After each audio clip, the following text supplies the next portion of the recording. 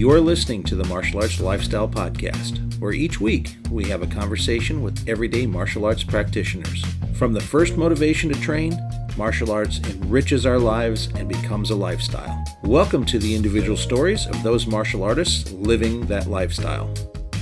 You are listening to the abbreviated version. For those of you checking this out on YouTube, please hit the like and subscribe buttons.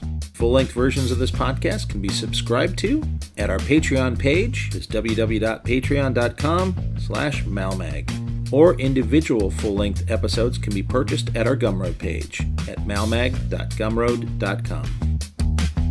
Before we begin this week's program, I would like to remind you to check out martialartslifestylemagazine.com to see articles on the martial arts. Click on the Store tab to find products for the practice of Southeast Asian martial arts, featuring Timmy B's brand sticks. Check out the Courses tab, currently featuring a course on the Dos Manos method of the Filipino martial arts.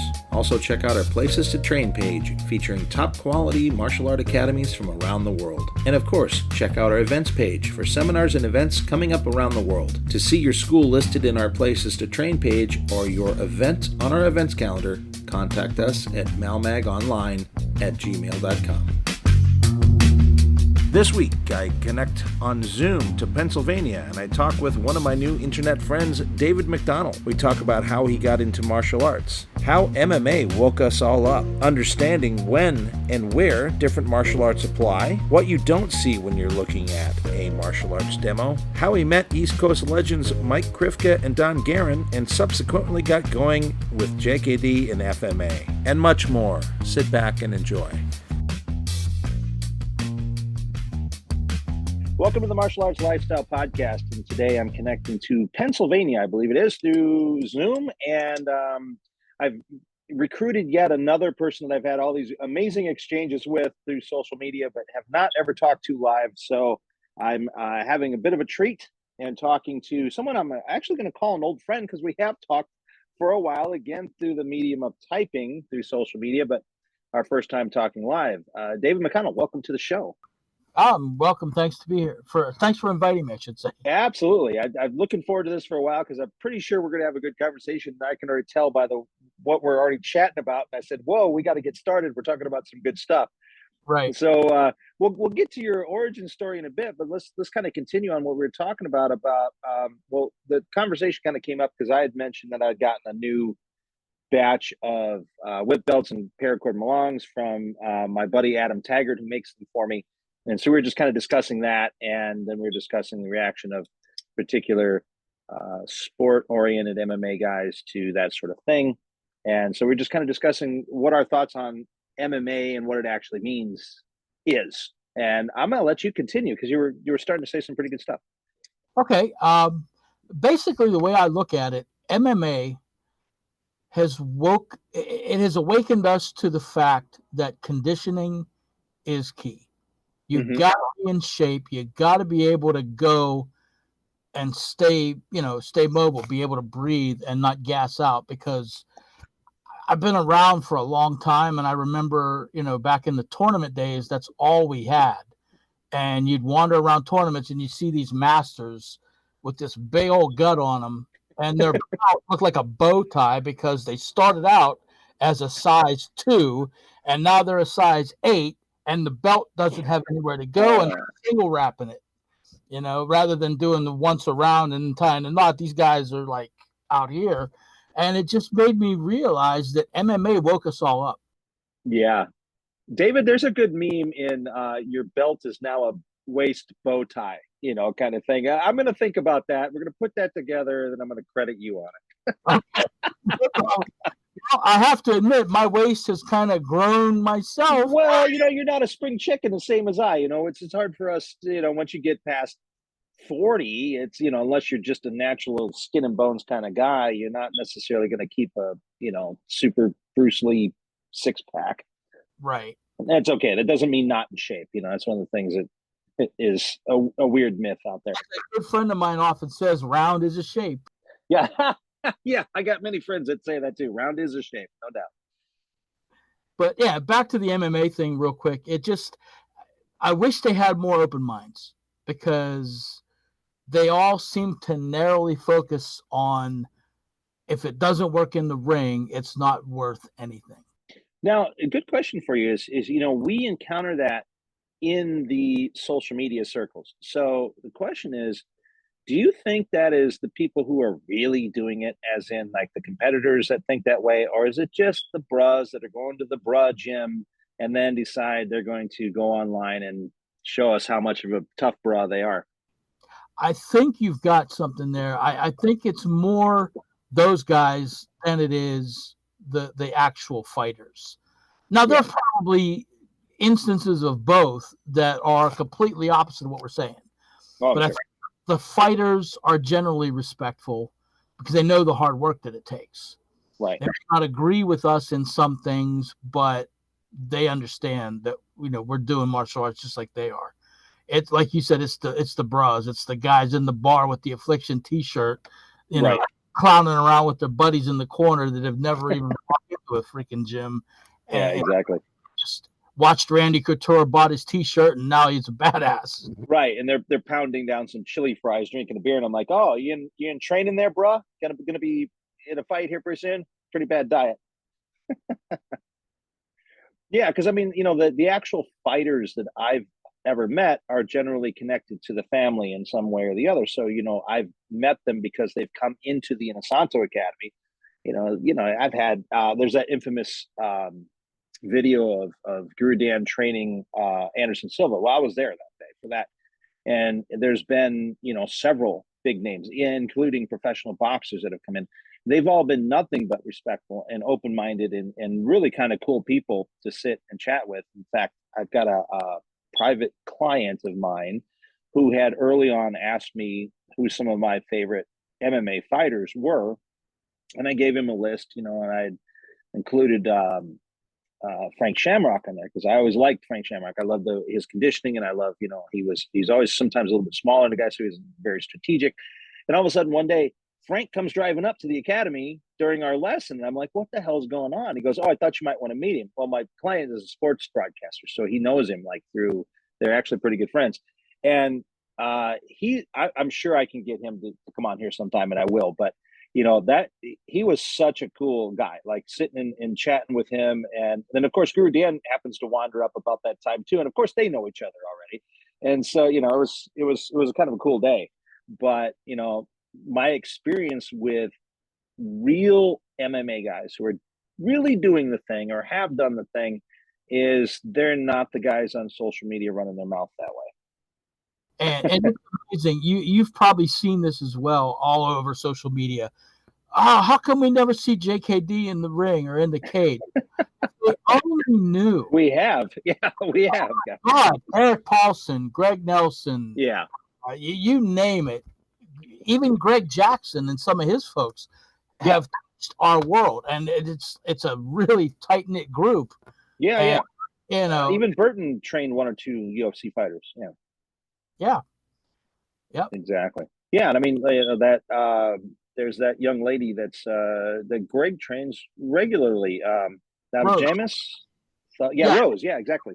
Rose. She's phenomenal, and I've seen plenty of video of the training. I'm like, yeah, this gal's doing JKD stuff. Mm-hmm. But they're obviously not going to eye poke at each other in the damn ring. But eye poke and a jab are same thing, just different thing with your hand and different target. Right. Yep. Absolutely. I think there's a lot of cross pollination, so to speak, of our group and the MMA world. Oh, sure. I mean, but if we think of, I think most martial arts, with the exception of, say, I would say some of the Filipino martial arts are as the least amount of time between what we see now and what was on a battlefield with them. So not all of them, but some of them. Right. And you think of martial arts, the way we see them for the most part are a way to practice something from the past that was used warfare wise that we can do safely without murdering each other. Right. And the needs of war have changed over time. Like even now, what's really funny is if you think about advertising a martial art is like, this is what the military does. Well, the military men, a standard GI or infantryman, his need for being able to punch somebody is practically none. They train them that way, but they're not in that kind of combat.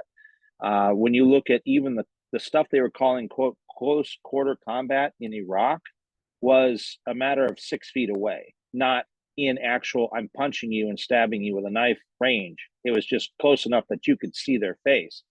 So the proximity of guys fighting in the military now is more than 6 feet most of the time. In fact, it's probably more than 20 feet most of the time with the range of the weaponry and what have you. So, that they lose or don't use a particular skill is just normal for the condition. So I'm not so sure that advertising your thing is, this is what the military uses. I'm like, well, they don't use it. What's really? That? They use combatives. Yeah. It's like, yeah, you might train them in that. And I think a specialty unit, something like the SEALs or something that's clearing a room, they'll use it. And I know how, just by the conversations with the ones who have come around, who are trained by Guru Dan and that. And they essentially use that when they're going through a room and they go, okay, here's a person standing in front of me that I can't shoot, but the person I want to shoot's behind him. I'm not going to shoot through this person. I'm going to apply a foot sweep or a move on them to move them out of the way. So, and that's a very specialty unit. That's not the average guy. So, most of the time when I talk to, some friends who were military, or on the rare occasion, somebody who's been a SEAL or somebody like that, they all have the same attitude. If we get to the point where we have to go hands-on with you up close and personal, we failed. Yeah. If I haven't shot you with a missile or a rocket or a rifle, and I end up at handgun range, we're getting pretty close to critical here. It's like, if I have to go hands-on with my knife, something happened. Mm-hmm. Exactly. And it looks great in the movies. So, of course, it's portrayed there. Action-packed. It's wonderful. Because, if everything ends at 25 feet, it would be somewhat boring for the movie. Like, bang, bang, bang. Everybody's dead. Okay. Right. Exactly. That's great for one scene when you're trying to show how skilled the good guy is in the beginning, or how evil the bad guy is. Sure. Works great. For the whole movie, too boring. Yeah, true. And then, and kind of expanding on that. So, in my thoughts, we talk about mixed martial arts, and I'm like, well, the thing is, what we're talking about is the fact that, or who created it, like, they were all mixed at one point, because they were arts of war when that type of hand-to-hand combat, a close quarter type combat, was the normal thing on a battlefield. And you didn't stop just because you dropped your sword. You didn't stop just because you flopped on the ground. So you knew how to fight with a weapon and empty-handed, and how to grapple and how to strike. You just had to. That was part of the game, And then as technology increased and the kills were from farther away and there was less hand-to-hand combat, you could then start saying, okay, environmentally, how do we want to preserve this? And usually it's through some sort of art form and some sort of thing that can then be competed in. And you have to remove the deadly stuff to make it that way.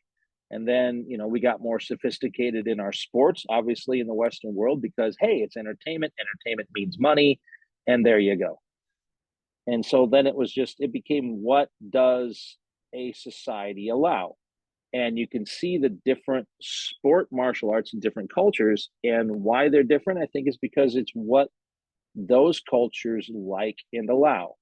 For Burmese person, headbutts, no gloves, pretty brutal Muay Thai style thing, Letway, is allowable. You wouldn't be able to do that in the United States. They're not going to let you fight like that here.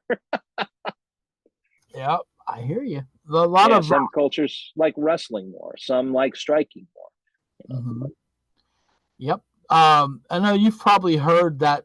Everybody says it at some point or another. Aikido sucks. Aikido doesn't work.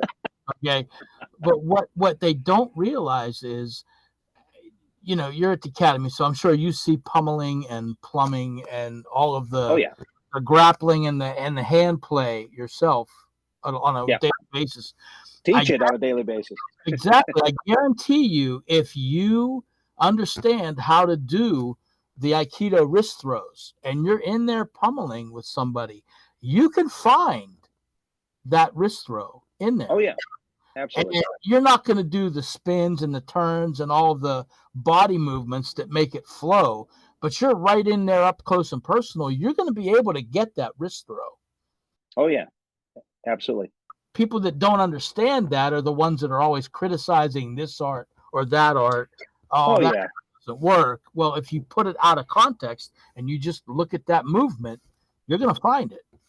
yeah, yeah. And Aikido's probably been one that's suffered almost the most. I think Sistema it's probably still suffered the most, but Aikido, Worse than times too.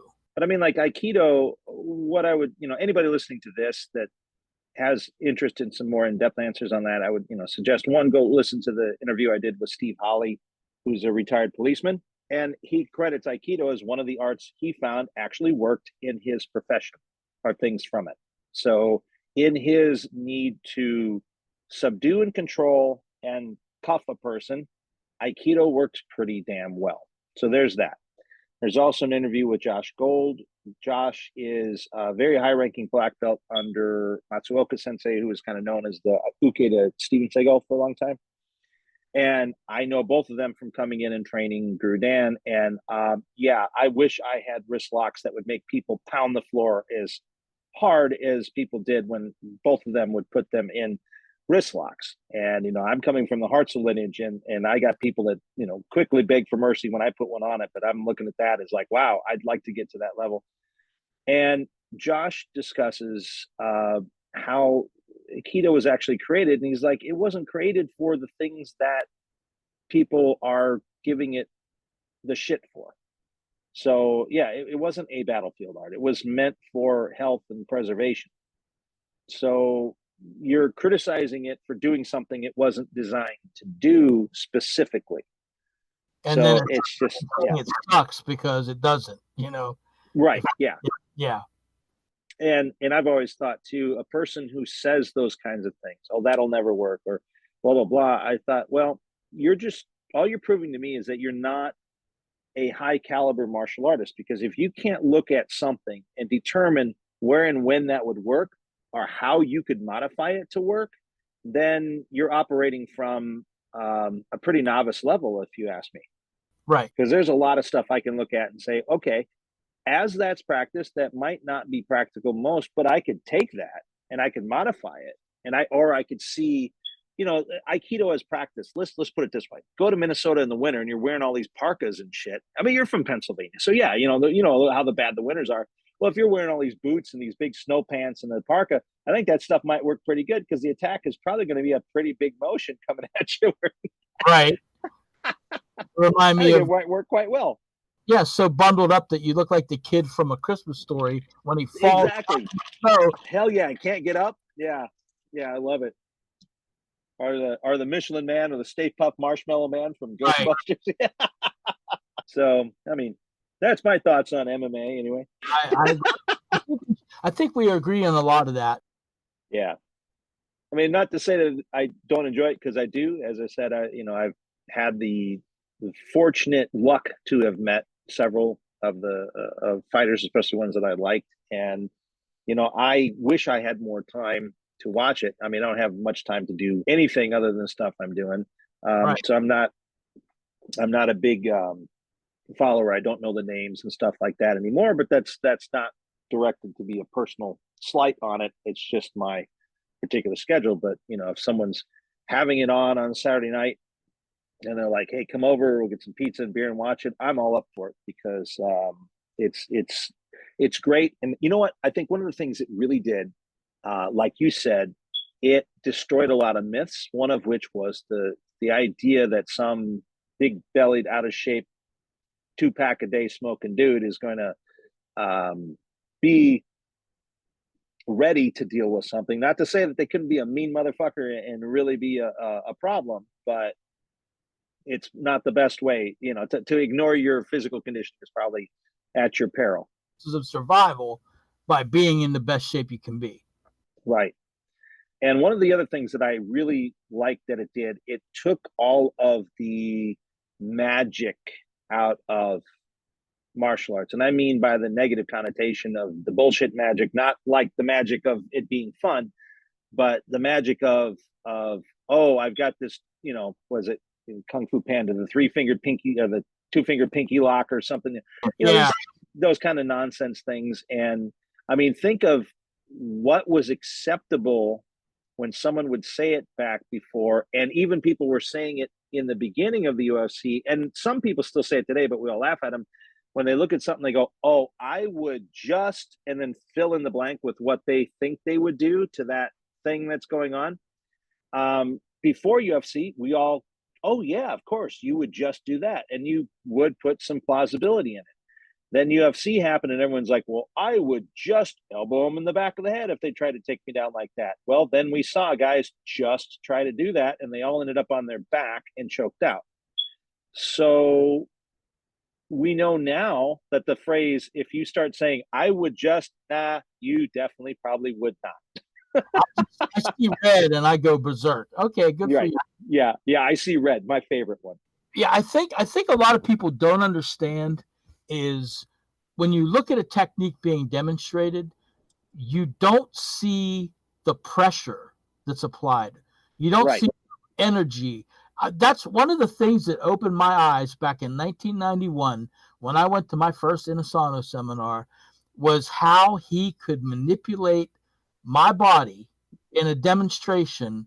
Like, you'd call him over and you'd say, can you show me that again? And he's more than willing to lay hands on you, and he'll put your shoulder in a certain way, and you're completely off balance. And I ended up on my back looking at the ceiling going, how the hell did I get down here? I'm twice my size, but he threw me around like I was a rag doll.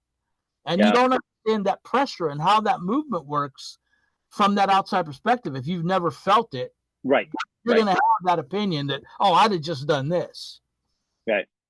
100%. And it's because, especially when we're talking about the things that are tactile based. So this is going to be your jujitsus, your Wing Chun, wrestling, these kinds of things. They see a lot, especially because I see this a lot with folks that are, it's not their fault. I mean, you have we'll have a mixed class. You got people that are more beginners and people that are intermediate.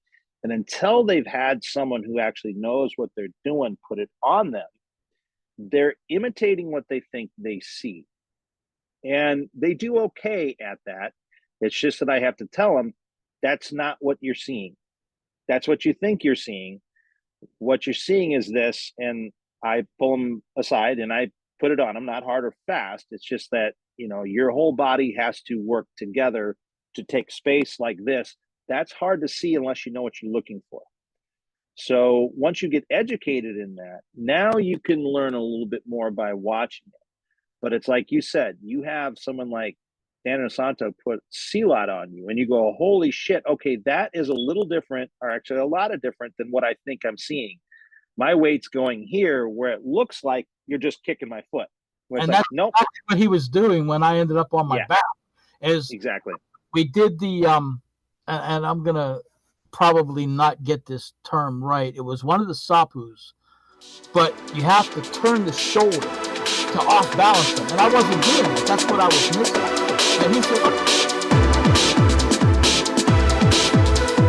and this concludes the abbreviated version of the podcast. Please consider supporting the program by going to www.patreon.com/MALMAG and subscribing to the show. You can also purchase this individual episode or any individual episode at our Gumroad page. That's malmag.gumroad.com. Thank you for listening to this episode with David McDonnell. Coming up next week, I have a great conversation with Tulsa, Oklahoma, and Brandon Bennett.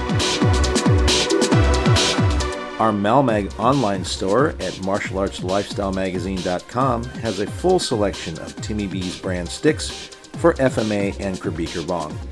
Timmy B's brand now selling in Japan as well. Beautiful Timmy B's brand shirts and Dos Manos shirts are available. We also have sarongs, malongs, and wooden training knives. An online course in the Dos Manos method for FMA is available under the Courses tab. More courses coming soon. Check out the Places to Train tab to find schools near you, and click on the Events Calendar page to see what seminars and events are happening all around the world. And of course, visit our main page for articles on the martial arts. Music by Arthur J. Martial Arts Lifestyle Magazine and the Martial Arts Lifestyle Podcast are trademarked and copyrighted by TNT LLC.